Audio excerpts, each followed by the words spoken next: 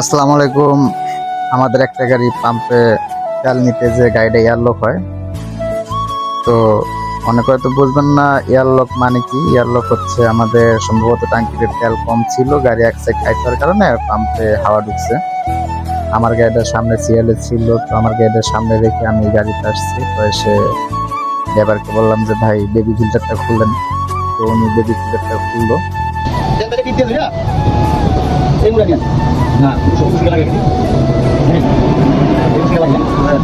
খোলার পরে দেখলো যে না, বেবি ফিল্টার ঠিক আছে।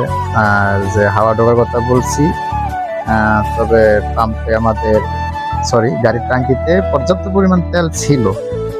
তারপরও কোদিক দিয়ে যে হাওয়া ঢুকতেছে আমরা এটা বুঝতে পারতেছি না। তবে বেবি ফিল্টারটা খুললাম, খোলার পরে দেখি যে না, বেবি ফিল্টার ঠিক আছে। পরে আবার বেবি ফিল্টারটা লাগাইছি। তো লাগাই এখন আবার আমি আমাদের ওস্তাদকে বলতেছি যে ওস্তাদ আপনি বেবি ফিল্টার বাদ দিয়া পাম্পের নজেলের থেকে হাওয়াটা ছাড়ার চেষ্টা করেন। তো সে বেবি ফিল্টারটা লাগাচ্ছে।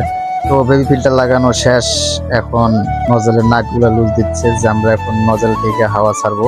তো আমরা মনে করছিলাম হয়তো টাঙ্কিতে তেল নাই, কিন্তু টাঙ্কিতে আমাদের পর্যাপ্ত পরিমাণ তেল ছিল।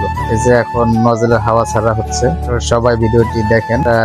গাড়িতে হাওয়া ধরলে কিংবা পাম্পে হাওয়া ঢুকলে কি পরিমাণ ড্রাইভার স্টাফদের কষ্ট করা লাগে মিস্ত্রি ছাড়া।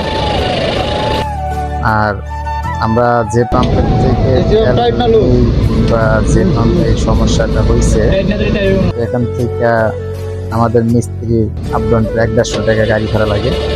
যা কোনো বিষয় না। এই যে এখন নজলের হাওয়া ছাড়ার পরে পাম্পের হাওয়া ছাড়তেছি, তো পাম্পের তেল চলে আসছে। আশা করি এখন গাড়িটা স্টার্ট হইলেও হইতে পারে। তো সবাই দেখেন, এক্ষেত্রে গরম, মারাত্মক রোদ। আর এক একটা পরিবহনের ড্রাইভার মনে করেন যে রাত জেগে গাড়ি চালা আসার পরে যদি দিনের বেলা যদি গাড়িটার সমস্যা হয়, সেই ড্রাইভারের যে কি পরিমাণ কষ্ট করা লাগে একমাত্র একটা ড্রাইভারই বলতে পারবে।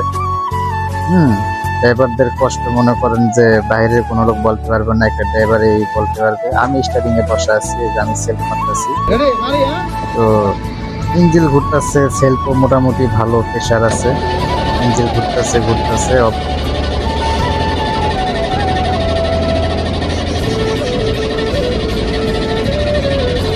শেষে গাড়িটা আমাদের স্টার্ট হয়েই গেল। হ্যাঁ, গাড়িটা স্টার্ট করলো। তবে যে হাওয়ার যে বিষয়টা, হাওয়াটা ঢুকছে আমাদের যে বেবি ফিল্টারের পাইপ আছে, ওই পাইপে যে ক্লিপগুলো লাগানো থাকে, ওই